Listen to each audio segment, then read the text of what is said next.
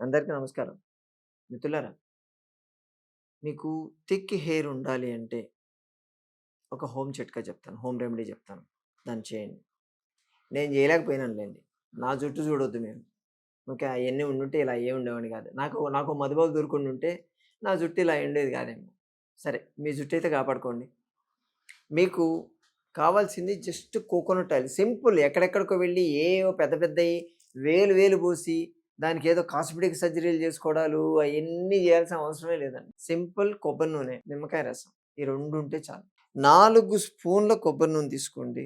దాంట్లో 2 స్పూన్ల నిమ్మరసం కలపండి. ఏం వేడి చేయాల్సిన పని లేదు. డైరెక్ట్‌గా ఈ 2 కలిపేసి 15 నిమిషాలు మసాజ్ చేయండి స్కాల్ప్‌కి, మీ తలకి. వెంట్రుకలకి కాదు. మొదళ్ళకి, ఈ మాడుకి మసాజ్ చేయాలి.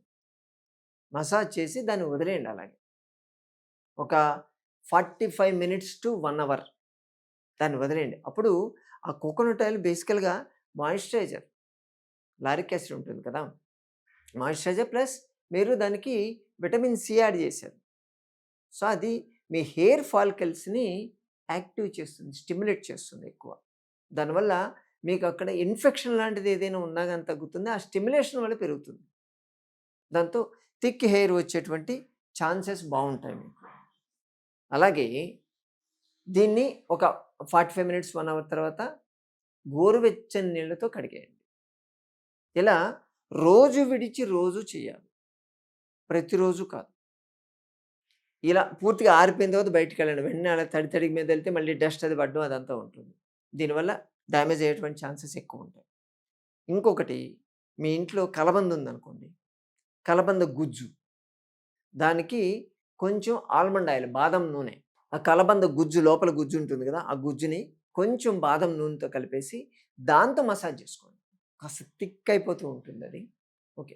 దాన్ని చేసి పూర్తిగా ఆరిపోయిన దాకా నీడలో కూర్చోవాలి. ఎండలో కాదు. ఫ్యాన్ కిందైనా కూర్చోవచ్చు. లేదా నీడలో అయినా కూర్చోవచ్చు. కూర్చొని పూర్తిగా ఆరిపోయిన తర్వాత గోరువెచ్చని, ఇది గూడా అంతే, 45 మినిట్స్ టు 1 అవర్ వెయిట్ చేసి గోరువెచ్చని నీళ్ళతో స్నానం చేయండి. కుదుళ్ళు గట్టిపడతాయి. నేను చేయడం ఉన్నయి ఊడిపోవు.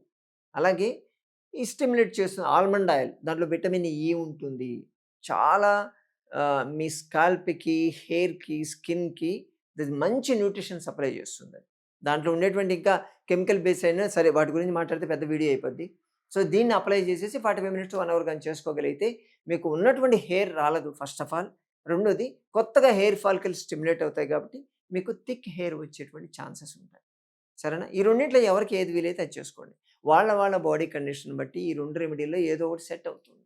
మీకేదైనా ఇరిటేషన్ లాంటిది గానీ, మంట గానీ, ఇటువంటిది ఏదైనా అనిపిస్తే కొంచెం దాన్ని అవాయిడ్ చేసి రెండోది వాడుకోండి. ముఖ్యంగా ఆ నిమ్మరసం వాడినప్పుడు కళ్ళలో పడకుండా చూసుకోండి. పడిందంటే అది మళ్ళీ బర్నింగ్ అయ్యేటువంటి ఛాన్సెస్ ఉంటాయి. సరేనా? మీరు చేస్తే థిక్ హెయిర్ బానే ఉంటుంది. చేస్తారు కదా! మరోసారి మరో వీడియోతో మళ్ళీ కలుసుకుందాం. నమస్తే.